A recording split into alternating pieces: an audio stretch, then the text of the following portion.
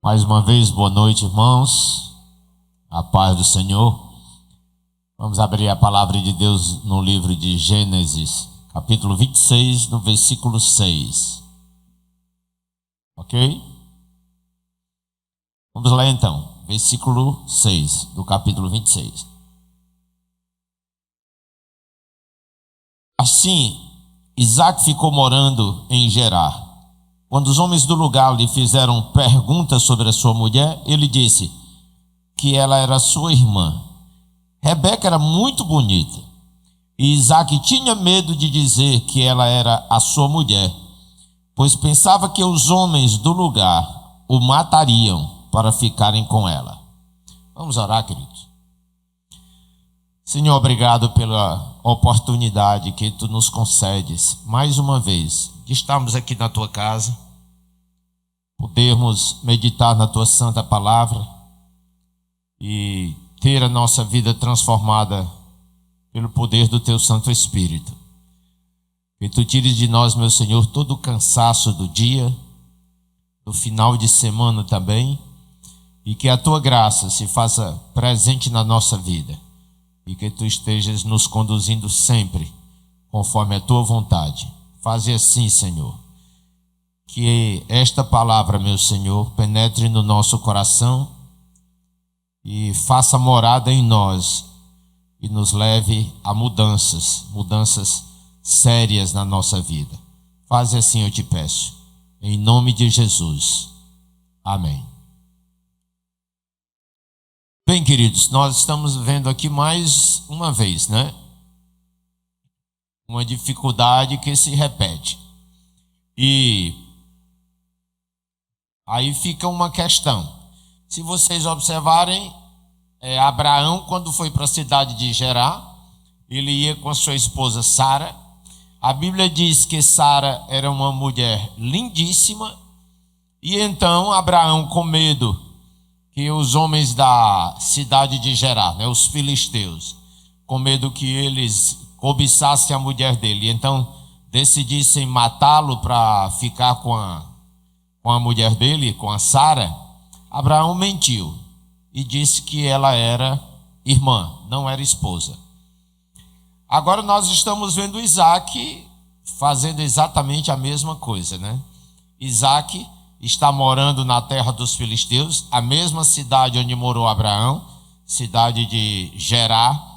E então, quando ele chega ali, ele diz para todo mundo que a Rebeca era irmã dele, não esposa. Então, os homens de Gerar, ele achava que com isso ele impediria que os homens de Gerar cobiçassem a mulher dele e o matassem para ficar com ela. Agora, fica a pergunta: por que Abraão teve essa preocupação? Por que Isaac teve essa mesma preocupação? Será que aquilo ali era uma prática tão comum no meio daquele povo que tanto Abraão como Isaac, já sabendo disso, tomaram uma medida preventiva? É possível que sim.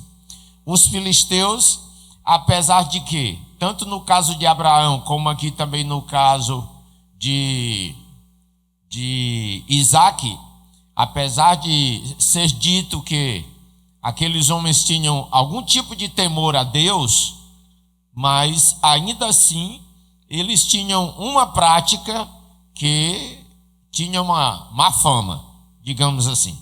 Porque Abraão negou que Sara era esposa dele, com medo que eles tomassem Sara e o matassem. Isaac nega que a Rebeca é a esposa dele, também com medo que eles tomassem a Rebeca e o matassem. Então, aquele pessoal tinha uma má fama.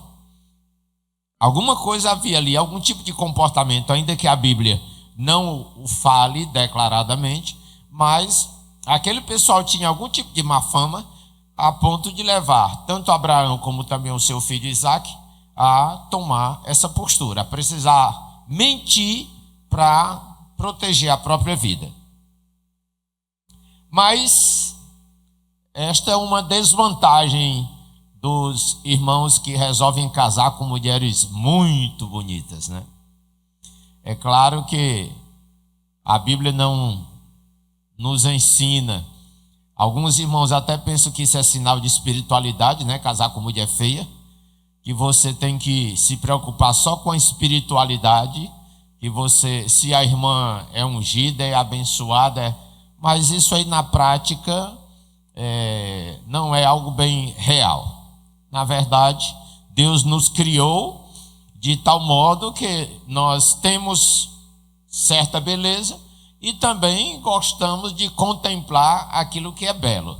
Então, esses dois homens, dois servos de Deus, escolheram mulheres bonitas, se bem que Isaac teve muita sorte, né? Porque nem foi ele que escolheu. Quem escolheu a esposa para ele foi o empregado de Abraão, o Eliezer. Quando ela chegou, quando ela se encontrou com Isaac, Isaac nem a conhecia ainda, nem sabia como ela era, até porque era um costume da época usar véu. Então, só depois Isaac foi perceber o quanto a sua esposa era tão linda. Mas também você casar só pela concupiscência dos olhos não é algo muito adequado, não. Então, muito cuidado quando os jovens decidem casar só pela beleza. Mas também não é muito adequado que case sem nenhuma beleza. Vai casar só porque é uma mulher de oração, é uma mulher ungida, tem uma voz linda. Isso não é suficiente, não. Não é suficiente. Mas no meu evangélico, principalmente no meu pentecostal, hoje eu acho que não, as coisas mudaram muito, mas na minha época de jovem, parecia que havia um incentivo a escolher uma pessoa só pela espiritualidade e negligenciava a questão humana em si. Mas eu acho que hoje nem tem isso. Eu acho que hoje não tem mais pessoas tão espirituais na igreja, com raras exceções, que considere como prioridade a espiritualidade, não. Mas é uma pena, porque a espiritualidade conta muito, Mas a beleza física também conta, claro que conta, somos humanos, tá certo? Deus sabe tanto o quanto isso é importante para a gente, que quando ele criou Eva, ele pensou em todos os detalhes, de tal modo que Adão pulou de alegria quando ele acordou e se deparou com a Eva. Então ele faz uma exclamação de muito contentamento. Ele diz: essa sim é osso dos meus ossos e carne da minha carne. E então decidiram casar. Então, beleza é importante? Agora, beleza, vocês sabem, é relativa, né? E também é uma coisa pessoal. O que é bonito para mim, talvez não seja bonito para você. Aquilo que você acha lindo, talvez eu ache horrível. Então, cada pessoa tem o seu padrão de beleza. Ok? Bem, no versículo 8 diz que Isaac ficou ali muito tempo, morando com os filisteus. Mas um dia, Abimeleque, o rei dos filisteus, estão lembrando da explicação do nome Abimeleque? Abimeleque não é um nome pessoal, é um título. Ok? É um título. Abimeleque, o rei dos filisteus, olhou pela janela e viu Isaac acariciando Rebeca, a sua mulher. Obviamente que aqui não era uma carícia comum, não era um carinho. Inclusive é muito importante nós entendermos que há uma distinção entre carinho e carícia, tá certo? Porque o carinho é uma expressão de amor, uma expressão de afeto que qualquer irmão pode fazer entre si. Irmãos e irmãs, e isso aí é até bíblico. Agora, a carícia é diferente. A carícia já é um carinho que produz uma motivação que desperta o erotismo, né? Desperta o desejo. Então, carinho e carícia não são a mesma coisa, tá bem? Então, continuando o versículo 8, Abimeleque, o rei dos filisteus, olhou pela janela e viu Isaque acariciando Rebeca, a sua mulher. Então Abimeleque mandou chamar Isaque e perguntou: ela é sua mulher, não é verdade? Então Isaque foi pego na mentira. Ele disse que Rebeca era irmã dele, mas ele se comportava com ela como era um comportamento de marido e mulher. E então Abimeleque percebeu, interessante, né? Ele olhou por uma janela. Como geralmente os reis, eles moravam em casas de mais de um andar, era um palacete, um pequeno palácio. Então eles tinham uma visão mais ampla de tudo que acontecia ao redor. E aí Abimeleque, olhando pela janela, percebeu que o comportamento de Isaque para com Sara não era um comportamento de irmãos, era um comportamento de marido e mulher. E ele então, percebendo aquilo, ele decidiu confrontar o Isaque e disse: olhe, ela é sua esposa, não é? Você mentiu. Em outras palavras, Abimeleque está dizendo para Isaque: você mentiu.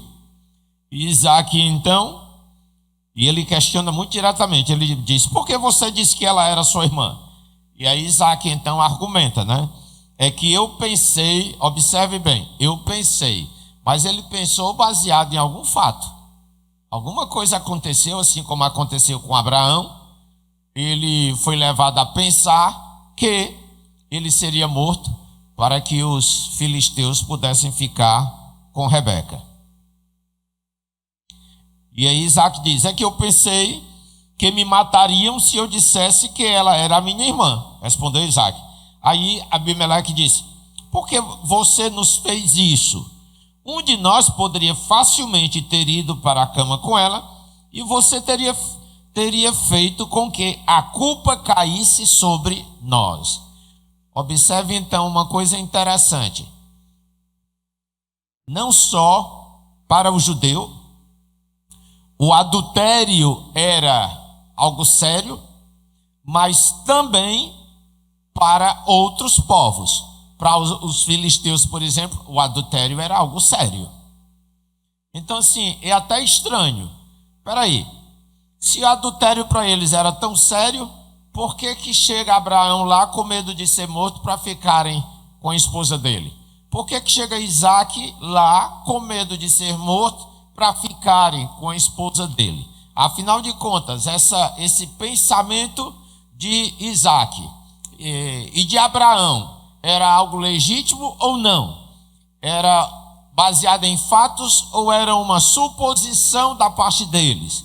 Porque assim, pelo falar de Abimeleque deixa bem claro que matar, se apossar da mulher de outro homem não era uma coisa devida, não era algo adequado. É tanto que ele menciona a palavra culpa. Olha, você escondeu a verdade e poderia ter acontecido de qualquer homem dormir com ela, e então você traria culpa sobre nós. Então, alguns conceitos bíblicos, alguns conceitos de Deus estavam impregnados na mente ou no coração daquelas pessoas, ok? Então eles não eram totais desconhecedores ou totalmente desconhecedores dos princípios de Deus. E observe uma outra coisa importante: nós estamos aqui em Gênesis, certo? E a lei só foi dada em Êxodo. Mas mesmo a lei, os 10 mandamentos, ainda não tendo sido dados, as pessoas já entendiam: o não adulterarás, o não cobiçarás a mulher do teu próximo. Vocês estão entendendo isso? Isso é muito importante. Então eles já tinham um conceito do que era certo ou do que era errado, do que era pecado ou não era pecado. Porque mesmo não conhecendo os 10 mandamentos como dados por Moisés, depois de ter subido o Monte Sinai, isso ainda nem tinha acontecido, isso iria acontecer no futuro. Muitos anos depois é que isso iria acontecer. Eu não sei se daria para calcular, mas também nem vale a pena. Mas considerem que aqui nós vamos ter centenas de anos de diferença entre Isaac e o Moisés, ok? Então, mesmo não tendo ainda Moisés recebido de Deus aquilo que nós chamamos de os 10 mandamentos ou as tábuas da lei, mas os conceitos, os princípios ali escritos nas 2 tábuas da lei já eram conhecidos pelos povos. Tá bem? E pelos filisteus, inclusive. Ele diz no versículo 10: por que você nos fez isso? Um de nós poderia facilmente ter ido para a cama com ela, e você teria feito com que a culpa caísse sobre nós. Observe que ele vê aqui o adultério, o Abimeleque, né? Ele vê o adultério como sendo assim, tipo uma maldição que cairia sobre eles caso eles cometessem tal erro ou tal pecado.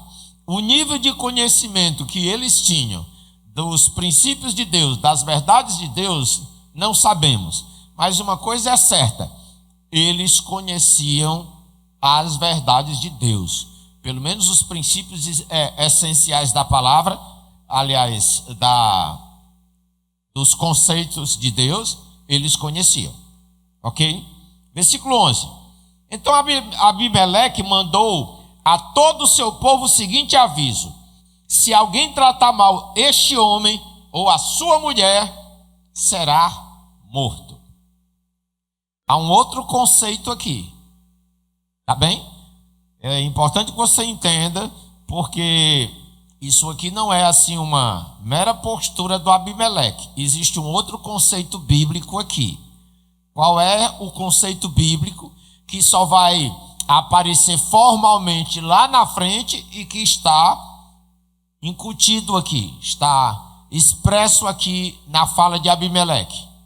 Alguém se lembra? Arrisca? Qual era o conceito? Hein?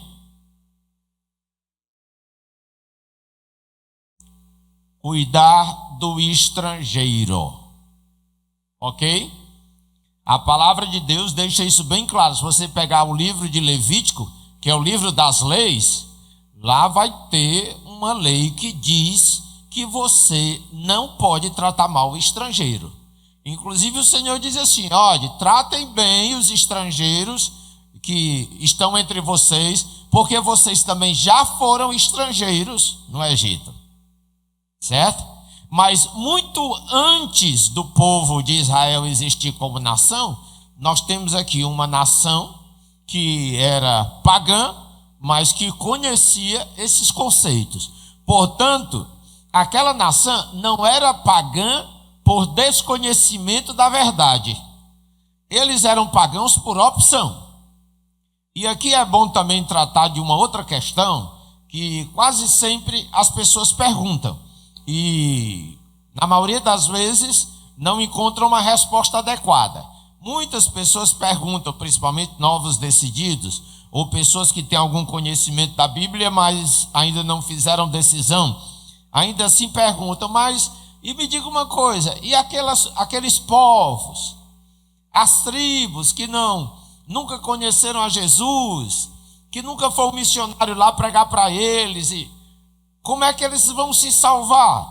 De que modo eles conhecerão a palavra de Deus para que possam praticá-la? Você está vendo aqui que aqueles homens, mesmo não tendo pregadores na sua época, eles tinham o conhecimento das leis essenciais da palavra de Deus. E como eles aprenderam? Existe um livro escrito por um missionário, esse missionário é um americano famoso.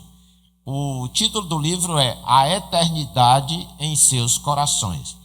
Esse missionário americano, ele fez um trabalho, uma pesquisa antropológica, e ele chegou à conclusão que todos os povos, os mais primitivos, ainda que não tivessem nunca tido nenhum contato com a palavra de Deus, ou com algum pregador da palavra de Deus, eles já tinham o conhecimento dos preceitos essenciais da palavra de Deus.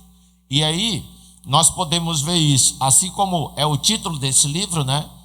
Infelizmente, não foi traduzido esse livro, eu acho que nunca foi. A Eternidade em Seus Corações. Mas esse antropólogo, depois de várias pesquisas, ele escreve esse livro mostrando que, ainda que aquelas pessoas não conhecessem de um modo direto a palavra de Deus, de algum modo eles tinham a palavra de Deus no coração. E assim, não é no coração porque eles fossem tementes a Deus ou amassem a Deus como amam aqueles que conhecem o Senhor, mas estamos falando aqui no coração no sentido de que dentro deles existiam conceitos bíblicos, ok? Ainda que eles não praticassem, ainda que eles quebrassem muitos conceitos bíblicos essenciais, mas havia sempre aqueles fundamentos. E quem foi que ensinou esses fundamentos para eles? O Espírito Santo. Entenderam? Então, mesmo não tendo pregador, mas tem o Espírito Santo, tem o Senhor que fala com eles, que se revela a eles. Por isso, ninguém, inclusive o apóstolo Paulo fala isso na carta aos Romanos, nos primeiros capítulos. Aliás, no capítulo 1 ele já fala que Deus se revela a todos os homens através da natureza. Por isso, todo homem é indesculpável. Ninguém pode dizer assim: eu não creio em Deus, eu não conheço a Deus, minha vida não é de Deus, porque ninguém nunca falou para mim, nunca pregou para mim. Não existe isso. Ainda que ninguém nunca tenha pregado para determinadas pessoas, mas o Espírito Santo fala com aquela pessoa e ele coloca a verdade de Deus no coração daquela pessoa. É outro conceito também que tem os evangélicos, né, a maioria dos cristãos, e que é um conceito totalmente errado. É o conceito de que as pessoas que não são crentes, elas jamais terão uma oportunidade de salvação, a não ser que alguém vá pregar para elas. Não, Deus não depende de um pregador, ou de nenhum pregador.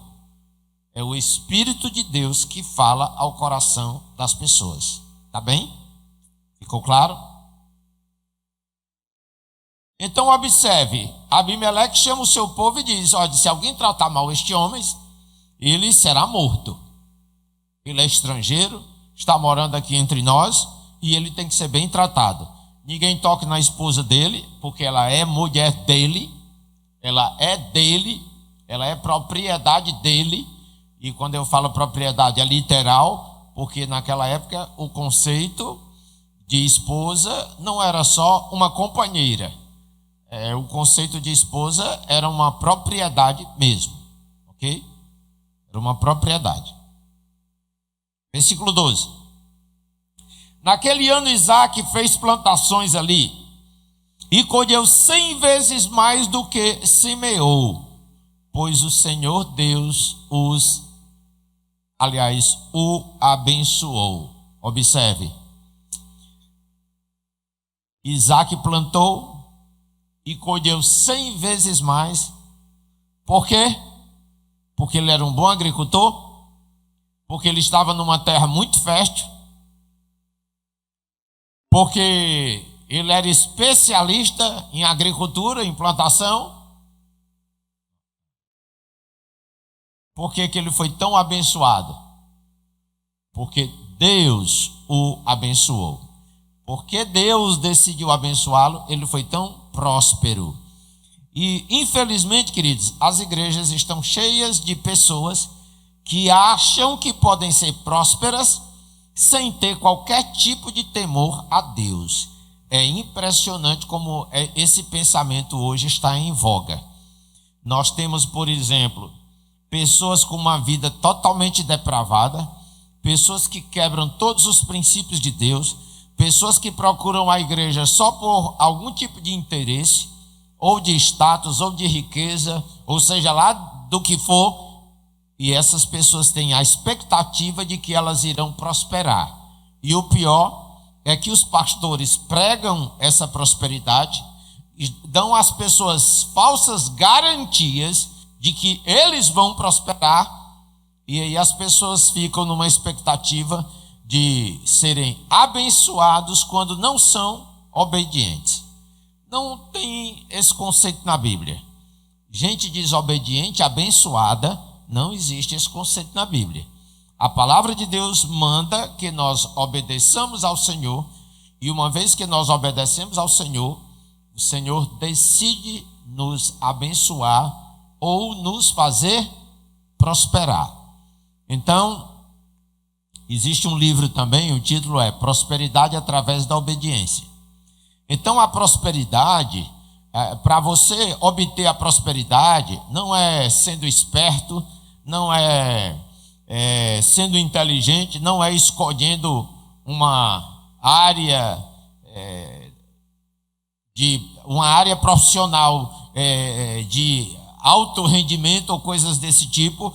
A Bíblia deixa muito claro que o princípio da prosperidade, da bênção sobre a nossa vida, depende do tipo de relacionamento que nós temos com o Senhor. Amém? Quem é fiel a Deus, quem realmente leva o Senhor a sério e segue os seus princípios e preceitos, esse será abençoado. Ok? Então, repetindo o versículo 12, naquele ano Isaac fez plantações ali e colheu 100 vezes mais do que semeou, pois o Senhor Deus o abençoou. É interessante, isso vai aparecer inúmeras vezes na Bíblia, essa frase. Aí José estava lá na cadeia e José então, Deus estava com José e por isso José prosperou. José estava lá na casa de Potifar, tudo era responsabilidade de José e o Senhor estava com ele e por isso José prosperou. Aí você vai ver isso aonde ele vai, seja na casa do pai, seja em terra estranha, seja na cadeia, seja na casa de Potifar, seja no trono de Faraó. Tudo que José faz, Deus abençoa. Deus faz prosperar. Meus queridos, a maioria das pessoas na igreja ainda não entenderam isso. As pessoas querem prosperar quando suas vidas estão totalmente em desacordo com os princípios de Deus. E algumas igrejas ensinam, alguns pastores ensinam, eu estou dizendo alguns, mas na verdade são muitos, ensinam que basta dar o dízimo para prosperar. Não é só dar dízimo que vai dar à sua vida prosperidade, não. Se bem que tem casos de pessoas que mesmo não sendo fiéis a Deus, mas porque dão o dízimo, Deus as abençoa. Mas não se compara com aquele servo fiel que, além de dar o dízimo, ele também segue os preceitos de Deus, ele tem temor a Deus no seu coração, ele realmente procura viver de acordo com a vontade do Senhor. Então isso é importante. Agora, por incrível que pareça, tem crente dentro das igrejas que até defende a doutrina antibíblica de que dízimo é coisa do Antigo Testamento e não precisa obedecer a esse preceito. E isso é resultado de uma interpretação de uma péssima percepção do que é uma interpretação bíblica adequada. Alguns dizem assim, Jesus nunca falou no dízimo. Deixa eu lhe dizer uma coisa. O Senhor não perde tempo falando o óbvio. Você entendeu isso? Você pode observar. Jesus, quando chega e começa a pregar no meio dos fariseus, dos saduceus, Jesus vai pregar sobre o quê? Sobre amor, sobre piedade. Vai pregar sobre honestidade, sobre caráter, sobre não julgar, sobre muitas questões. Ele não prega sobre o dízimo. Em nenhum canto você vai ver assim, Jesus fazendo o sermão do monte. E uma das partes do sermão é sobre o dízimo. Não, ele não faz isso. Por quê? Porque isso para os judeus já era uma lei. Era uma lei. O judeu, ele leva isso a sério. Assunto encerrado. Não é à toa que os judeus são dos povos mais ricos, mais prósperos e mais desenvolvidos do mundo. Entendeu? E por que Deus os abençoa tanto? Porque são fiéis. Nessa questão do dízimo, pelo menos, são fiéis. Eles podem errar em outras coisas, mas nessa questão de dízimo, de ofertas, não, eles são fiéis. Versículo 13. Ele foi enriquecendo cada vez mais e se tornou muito rico e poderoso. Presta atenção, uma coisa aqui importante. Isaac era filho de um homem riquíssimo, não era? Vocês lembram que Abraão era riquíssimo? Quando o empregado foi buscar a Rebeca, a esposa, para Isaac, ele levou pulseiras de ouro, brincos de ouro, fora tantas outras coisas. E, inclusive, um dos argumentos que ele usou, quando ele falou com os pais de Rebeca, né, e o irmão, foi que Abraão, o senhor dele, o patrão dele, era um homem muito próspero, muito rico, só tinha um filho, e esse filho iria herdar toda a herança de Abraão. Ok? Bem, então, o Isaac já começou em berço de ouro. Concorda comigo? Berço de ouro. Ele vai herdar tudo que era do pai. Não tudo, porque também o pai dividiu parte da herança com alguns outros irmãos de Isaac. Irmãos por parte de pai, mas não eram por parte de mãe, porque Abraão não teve só Sara como esposa. Mas a maior parte da fortuna de Abraão ficou para Isaac. Então Isaac chega ali em Gerar, na cidade dos filisteus, na terra dos filisteus, já um homem próspero, riquíssimo, um grande fazendeiro. E observe bem o que acontece. No versículo 13, ele foi enriquecendo cada vez mais. Cada vez mais. Se Isaac já era rico, por causa da herança que recebeu do pai, agora então ele se torna cada vez mais rico, cada vez mais rico. Vocês vão ver que lá na frente vai acontecer o mesmo problema que houve entre Abraão e Ló, vai surgir entre Isaac e os filisteus. E outra coisa importante também, preste atenção aqui que isso é muito importante. Se vocês observarem, pelo menos hoje na nossa sociedade, aqueles filhos que herdam grandes fortunas dos pais, o que eles fazem com ela?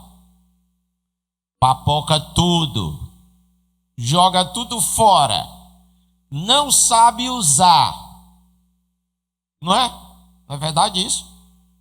Mas aqui você vai ver uma pessoa que segue um caminho totalmente diferente. Isaac, ao invés de acabar com a riqueza do pai, ao invés dele ficar na moleza, só vivendo às custas da herança, Isaac vai investir aquilo que ele já tinha, que ele possuía, e ele se torna cada vez mais rico e mais próspero. ok? Essa observação é muito importante na vida de Isaac.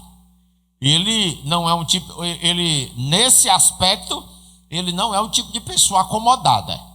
Ele é o tipo de pessoa que pensa o seguinte: eu tenho muito, Deus, o Senhor abençoou meu pai deixou uma fortuna para mim, mas ele não pensou assim: não preciso mais trabalhar, vou agora só viver da herança e ficar dentro de casa e arranjar mais mulheres. Observe bem que isso não acontece com Isaac. Não acontece. Isaac, ele mantém o foco e ele continua buscando a bênção de Deus, prosperando, cada vez se tornando mais rico, mais poderoso, a ponto de gerar medo nos filisteus. Observe bem. No versículo 14 diz assim: Isaac tinha tantas ovelhas e cabras, tanto gado e tantos empregados, que os filisteus acabaram ficando com inveja dele. Ok? Então o Isaac, que chegou ali como um estranho, né, como um estrangeiro, agora estava mais rico do que o rei Abimeleque. Mais rico do que o próprio rei dos filisteus.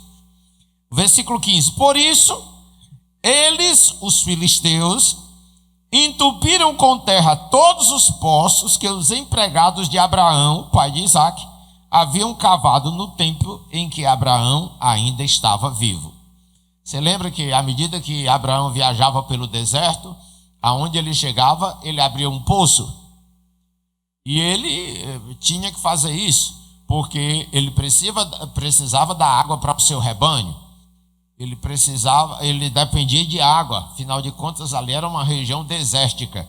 Então, aonde Abraão chega, Abraão abre um poço, abre poço.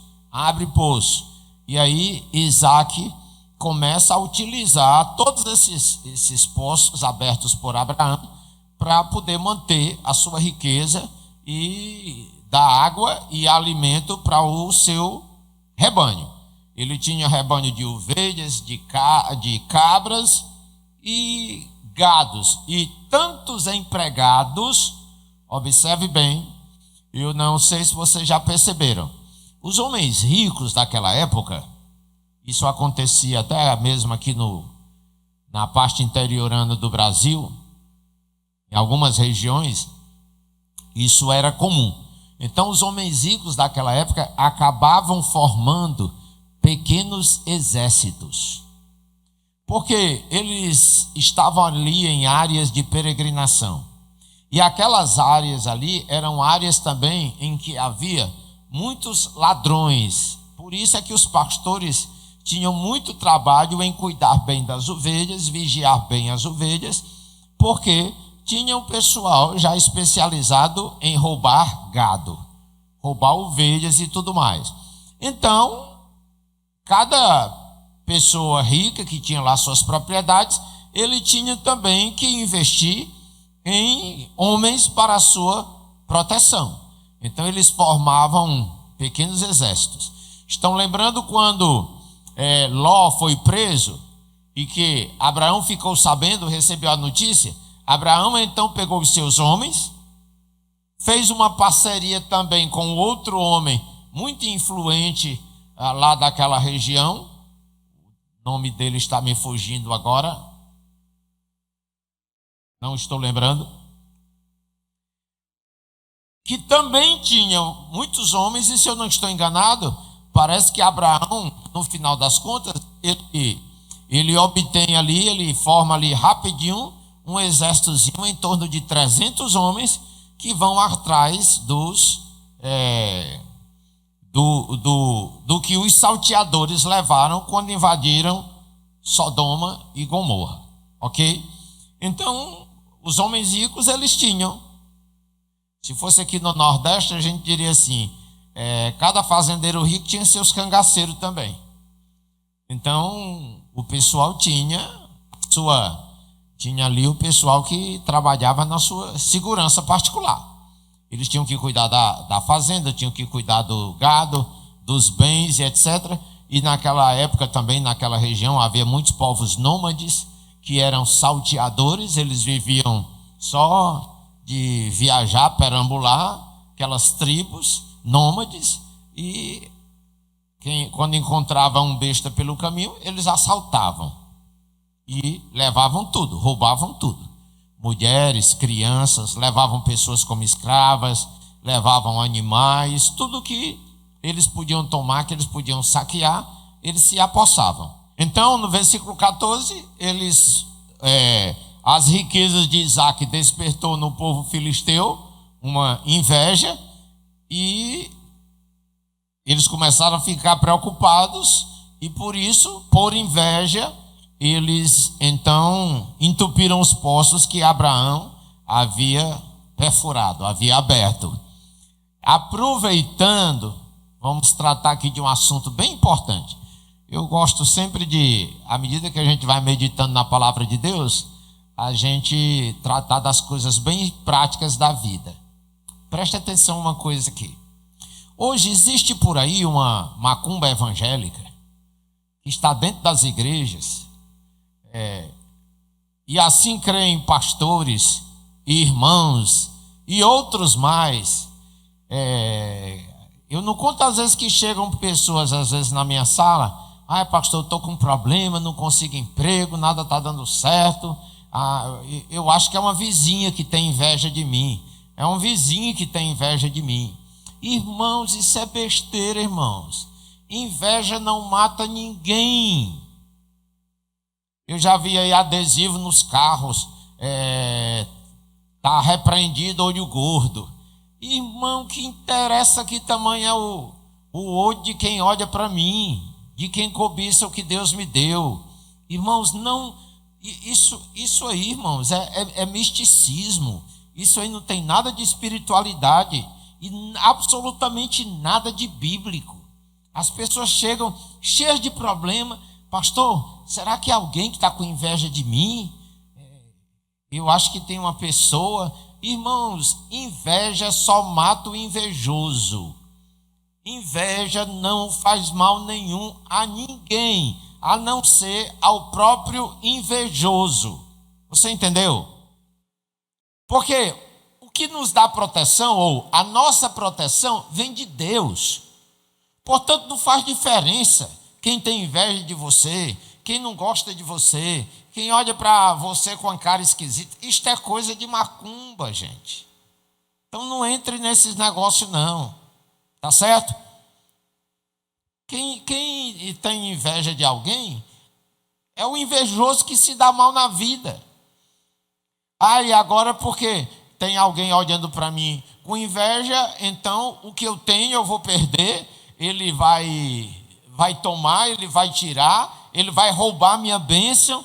Errado, irmãos, totalmente errado esse tipo de crença.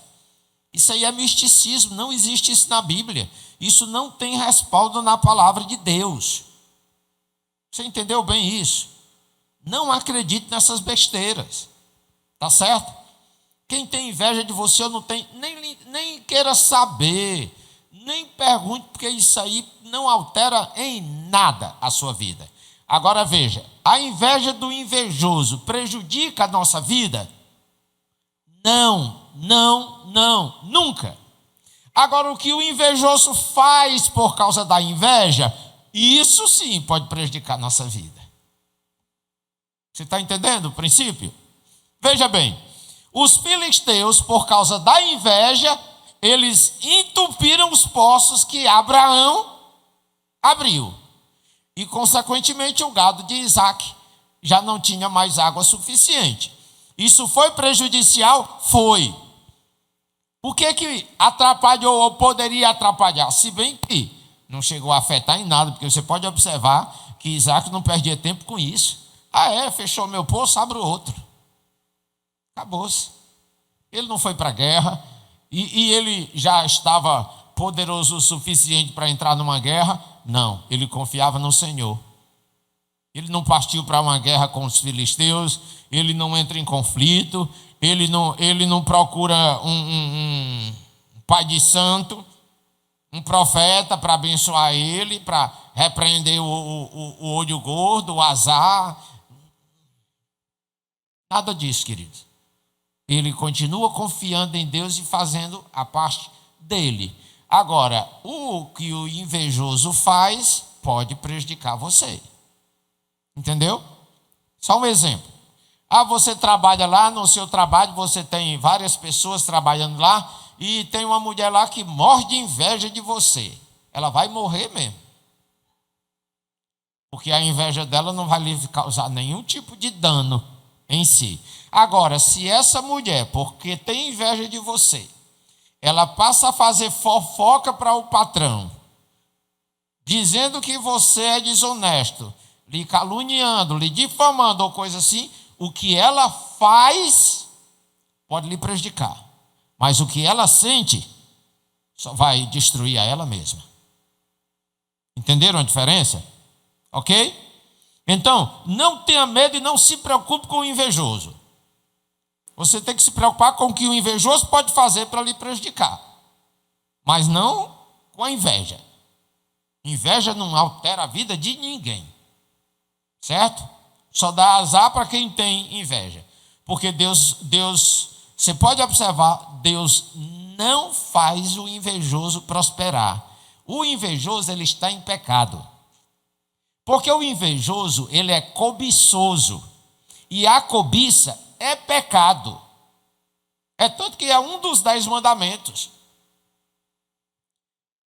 O Senhor, quando entrega para Moisés os 10 mandamentos, um dos mandamentos é: não cobiçarás nada do teu próximo. Não cobiçarás a casa do teu próximo, a mulher do teu próximo, o jumento do teu próximo e tudo. Isso aí vai para a lista. Certo? Então, a cobiça é pecado. E quase sempre a cobiça tem origem na inveja. Entendeu? Ou às vezes é difícil até dizer, às vezes é a inveja que tem origem na cobiça, né? A pessoa quer ter o que o outro tem. O que motivou isso, o que veio primeiro, veio a cobiça ou veio a inveja? Não dá para a gente saber, né? Só quem conhece o coração é Deus. Mas não cobice nada de ninguém. Trabalhe, lute, se dedique, obedeça a Deus, seja fiel, peça a bênção do Senhor, porque isso sim vai lhe fazer prosperar. Tá? Amém?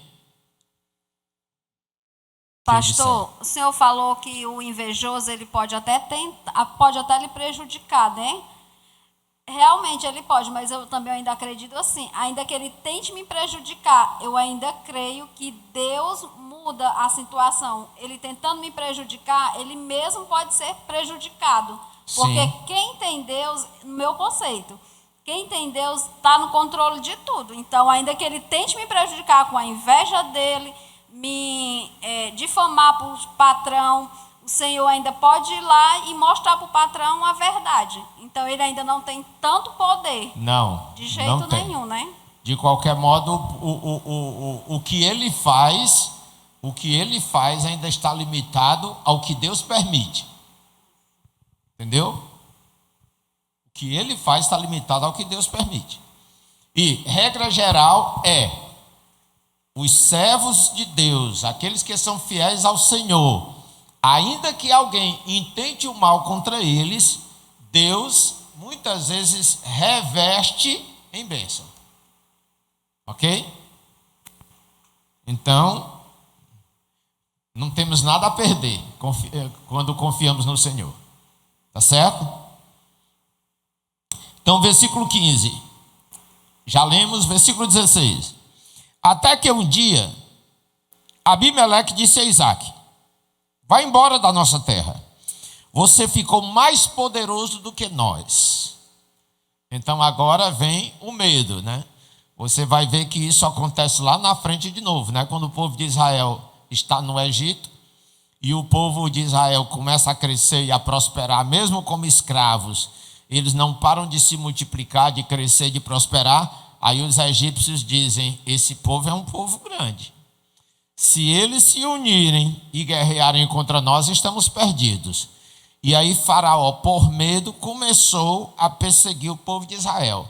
Aí estabeleceu a lei. Todas as crianças que tiverem aí 2 anos, foi regra que ele... De 2 anos para baixo, ou então os filhos homens, mata. Por que os filhos homens? Por que eles deixavam somente as mulheres vivas? Porque quem faz guerra são os machos, são os homens. Entendeu? As mulheres não. Então, se bem que tem umas mulheres valentes, né? Que pense num bicho perigoso, mulher valente. Pois bem, mas a questão são os homens. Então Isaac estava cada vez mais contratando pessoas para trabalhar para ele, cada vez mais empregados. Observe o seguinte: geralmente naquela época, quando alguma pessoa enriquecia, prosperava, e ela queria continuar prosperando e obter mão de obra e proteção para si, o que é que eles faziam? Regra geral, faziam menino. Por isso é que eles tinham 4, 5, 10 mulheres. Quanto mais mulher, mais menino. Quanto mais menino, mais mão de obra, mais gente trabalhando. Não é como essa vagabundagem de hoje, que os moleques crescem sem fazer nada na vida, não sabe fazer nada, não presta para nada, só dá trabalho aos pais, é um peso que não tem fim. Mas aqui não, a realidade era outra. Nessa família aqui todo mundo trabalha, todo mundo coopera. Entendeu? Então não tem esse negócio do papai sustentar o malandro até não querer mais, não. Papai sustentava, mas ele cooperava com um trabalho que ele realizava. Era um trabalho que cooperava para toda a família. Certo? Por isso que os homens já cresciam homens. Se tornavam homens cedo, porque tinham que se virar. Muitos de vocês sabem muito bem o que é isso, porque o pessoal da minha idade, ou o pessoal mais velho do que eu, não viveu em moleza de papai e mamãe, não. A gente trabalhou para ajudar o papai e a mamãe a sustentar a família. Então, desse jeito a família poderia crescer e, ao mesmo tempo, ter proteção. Agora, observe uma coisa. A gente lê a Bíblia e não observa esses detalhes. Isaac não usou essa estratégia. Essa era uma estratégia usada, era geral. Isaac não usou essa estratégia. Você percebe? Quantas esposas teve Isaac? Hein? Pelo que eu sei, só uma. Foi só a Rebeca. Quem teve 2 foi Jacó, Raquel e Lia. Mas Isaac só teve uma esposa. Quantos filhos ele teve? Pois é. Então, o Isaac foge à regra. Ele foge à regra. O Isaac não segue essa cultura da época. Vamos arranjar muita mulher para fazer muito menino, para ter muita gente para trabalhar. E para guerrear se for preciso. Isaac não, ele fica totalmente nas mãos de Deus. Não vou fazer menino, não vou arranjar um monte de mulher, eu vou trabalhar e vou buscar a bênção do Senhor, e é o Senhor que vai me fazer prosperar. E aí, quando você menos espera, em pouco tempo, Isaac está tão poderoso que o rei da cidade onde ele morava chega para ele e diz: vai embora, quero mais você aqui não. Porque eles tinham medo de Isaac. Porque Isaac se tornou, como diz a palavra aqui, poderoso. Aí no versículo 16 vai dizer: até que um dia Abimeleque disse a Isaac: vai embora da nossa terra, você ficou muito mais poderoso do que nós. E Isaac, observe o jeito dele. Isaac sempre foi um cara pacato, né? Nunca foi criador de casa. Observe o jeito dele. O que ele faz quando Abimeleque diz isso para ele, manda ele embora. Aliás, Isaac simplesmente arruma as trouxinhas, pega tudo que ele tem e vai embora. Por quê? Porque ele sabia que ele não precisava depender de ninguém para ser abençoado.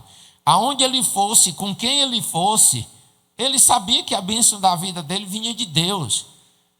Ele já era uma bênção. Ele já era resposta de bênção, de promessa de Deus. Ele sabia que ele era especial para Deus. Entendeu? Então pessoas assim não precisam viver fazendo brigando por causa de um chinelo, brigando por causa de uma roupa, de uma caçarola. Quem confia em Deus, vive em paz. Não vive fazendo guerra, confusão, aonde chega. Porque ele sabe que a bênção que ele tem, quem vai fazer ele prosperar é o Senhor, não é ele em si, e tampouco brigar por coisas e bens. Estão entendendo, queridos?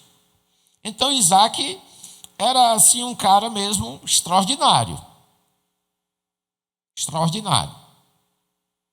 Você vê, né? É tão interessante a vida de Isaac. Isaac era um homem assim, meio pacato. Ele não era como, por exemplo, vai ser o filho dele, Esaú, né? Eu acho que o Isaac gostou do Esaú, porque o Esaú era exatamente o oposto dele, né? Talvez porque ele pensou assim, esse cabo aqui é o que eu gostaria de ser. Então ele criou aquela paixão por Esaú. Então, o Isaac não, é uma pessoa quieta. Mas observe, por exemplo, quando o Eliezer chega com a esposa dele, com a Rebeca, você observe bem que Isaac estava indo para onde? Algumas versões mais antigas dizem assim: Isaac estava indo meditar. Então ele era um homem introspectivo. Ele era um cara assim quietão, mas pensava bem. Mas por outro lado, ainda que ele não fosse daquele cara assim, aquele tipo de gente que a gente olha assim e diz: esse aí consegue tudo que ele quer. Isaac não, era só na dele. Porque ele aprendeu a confiar em tudo no Senhor, e não na força dele, na capacidade dele, na competência dele. Então, ele não era de confusão, de disputa. Você vê o pessoal entope os postos tudinho que o pai dele abriu, e ele não procura briga, não revida, não faz confusão. Manda ele embora e ele diz: tá certo. Pega as coisinhas dele, arruma e vai embora. Poderia ter feito uma confusão, ter deposto ali o Abimeleque e ter se apossado da cidade. Afinal de contas, o próprio Abimeleque disse: você é mais poderoso do que eu, do que a gente. Mas não, ele confia no Senhor, ele descansa no Senhor. E mesmo não sendo esse tipo de homem assim, tipo de pessoa que onde está é o tipo cheguei, que todo mundo nota que tudo ele manda, tudo ele assume, tudo ele é o tal, mas ele era uma pessoa que em tudo prosperava. Ele era mais introspectivo. Eu acredito, esse tipo de pessoa, geralmente, ele pensa mais e age menos por impulso. Ele pensa, ele medita, ele pondera, ou seja, ele desenvolve uma sabedoria, ok? E ele desenvolve também, junto com a sabedoria, a dependência de Deus. Por isso, mesmo ele não tendo um monte de mulheres para fazer um monte de menino, mas ele tem um exército poderoso, a ponto de que Abimeleque diz assim: vai embora, você cresceu demais. E observa que a palavra de Deus diz, olha, no versículo 14, tinha tantas ovelhas e cabras, tanto gado e tantos empregados, ou seja, além dele ter mão de obra, os empregados, ele tinha também o seu exércitozinho, porque os empregados eram também as pessoas que protegiam a fazenda, protegiam os bens do proprietário, do fazendeiro, etc. Ok? Tranquilo, gente? Então, o que fez Isaac? Isaac saiu dali, armou as suas barracas no vale de Gerar e ficou morando ali por algum tempo. Observe bem que essa cidade de Gerar, irmãos, a gente tem que aprender a ler a Bíblia, tá certo? Porque tem coisa que não está dito, mas está dita. Certo? Por exemplo, se o texto aqui fala que Isaac foi morar no vale de Gerar, significa que Gerar era uma cidade elevada. E isso era normal naquela época. Eles fundavam as cidades, às vezes em vale, sim, mas era perigoso fazer cidade em vale. Porque é muito fácil invadir uma cidade em um vale. Mas as cidades, quase sempre, como acontece com Jerusalém, né? Jerusalém era uma cidade que era de fato, na frente eram muitas muralhas e por trás era quase que inexpugnável. Não dava nem para entrar. Não era fácil entrar, porque era num local geograficamente muito estratégico. Então, Gerar deveria ser numa área elevada. Aí, quando Abimeleque manda o Isaac embora, ele diz, ok, vou lá para baixo. E ele vai lá para baixo. E mesmo assim, Deus não deixa de abençoar a vida dele, ele continua prosperando. Tem gente, né, que tem tanto problema com isso, que tem gente que não sabe descer do pedestal, né? Tem gente que não sabe descer do salto. Irmãos, Deus... Às vezes a gente tem que aprender a descer do salto para Deus nos abençoar. Certo? E outra coisa, tinha uma coisa muito interessante naquela época. Os deuses eram entidades geográficas. O que significa? Significa o seguinte, eu não sei se vocês lembram, eu acho que foram os... é o nome deles? Sírios. Que eles foram para uma guerra contra Israel, e aí eles não lembro agora como é que foi primeiro, os detalhes, mas tem um momento que eles vão para a guerra e se colocam numa posição estratégica. Eles estão nos montes, Israel embaixo. Aí ele disse assim, vamos para os montes mesmo, porque os nossos deuses são os deuses dos montes. Aí eles pedem, aí eles dizem, não, parece que pelo jeito Israel é que está protegida pelos deuses dos montes. Então vamos para os deuses dos vales. Então assim, até na guerra eles tinham que decidir. Se você assistir um filme, você vai ver, por exemplo, que o pessoal antes da guerra consultava algum mágico, fazia alguma sessão espírita para saber se deveriam ou não ir, aonde deveriam lutar e etc. Porque haviam os oráculos, e esses oráculos serviam a alguns deuses, e esses deuses geralmente eles eram geográficos, no sentido de que aqueles povos ali, os cananeus, eles tinham na cabeça deles que tinha, por exemplo, na parte geográfica mais alta, mais elevada, era um tipo de Deus. Na parte geográfica mais baixa, os vales, era outro tipo de Deus. Assim como algumas religiões afro, né, e afro-brasileiras ainda creem.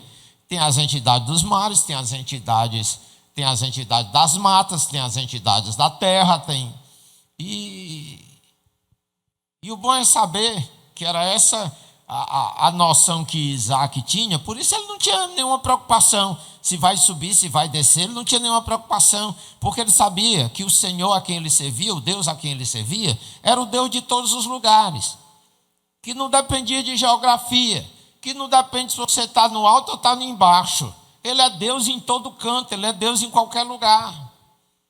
Entendeu?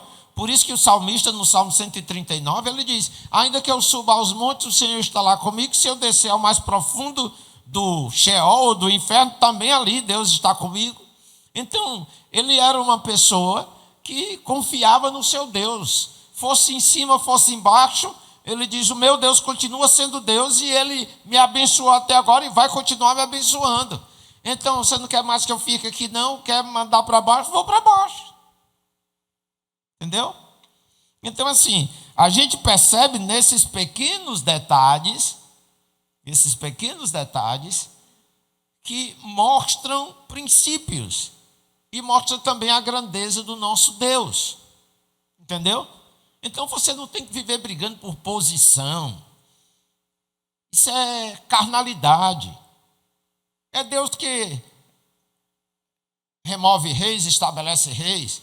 É Ele que levanta, é Ele que abate. Então, você só tem que estar em paz com seu Deus. O resto é com Ele. Amém? Seria interessante, procura lá no livro de Reis essa batalha. Lá, eu acho que são os sírios mesmo. Quando Israel entra nessa batalha e os sírios ficam nesse negócio de depender do lugar onde vão lutar e eles acabam sendo derrotados em todos os cantos. Ok? Bem, versículo 18. Ele tornou a abrir os poços que haviam sido cavados no tempo de Abraão e que os filisteus haviam tapado depois da sua morte. E Isaque pôs nos poços os mesmos nomes que o seu pai havia posto. Versículo 18, para encerrar. Mais um princípio para você. Não despreze o que você aprendeu com seus pais. Não despreze aquilo que os seus pais fizeram. Nós vivemos hoje uma geração que joga fora tudo aquilo que o pai e a mãe construiu. De bens, de valores, de tudo. Tudo. A gente tem essa ideia de que os nossos pais são incompetentes, atrasados, estudaram menos do que a gente, sabem menos do que a gente, já estão gagá, não tem mais sabedoria. Aí eu é que sei agora como é que é a vida, o senhor está ultrapassado, o senhor já está arcaico. E aí nós temos hoje uma geração de gente soberba, de gente autossuficiente, mas ao mesmo tempo, ou consequentemente, incompetente, até para decidir as coisas mínimas da vida. Por quê? Porque desprezam a sabedoria dos pais e dos avós. Tem um texto na palavra de Deus que diz assim, lá em Provérbios, a gente não entende o que significa esse texto, ele é sutil, mas diz assim: não remova os marcos antigos. Certo? Então, queridos, nós temos que ter muito cuidado com isso. Observe que Isaque poderia ter cavado outros poços? Poderia. É até mais fácil cavar um poço, quem entende de poço sabe que é mais fácil cavar um poço novo do que você desentupir um poço que foi entupido. Às vezes é quase impossível desentupir um poço que foi entupido. É mais fácil, é mais simples cavar um poço novo. Mas Isaque não preservou as heranças do pai, desde as riquezas, né, até os feitos do pai. Ele valorizou o legado que os pais deixaram para ele. Não desprezou, ele valorizou. Portanto, ele construiu em cima já de um fundamento, e um ótimo fundamento. Hoje os jovens acham, eu já sei mais do que meu pai, só porque tem internet, mais informação, e aí eles dizem, não, o senhor viveu sua vida, agora é a minha vida, e eu vou começar do zero, do meu jeito. Aí perde tempo feito besta.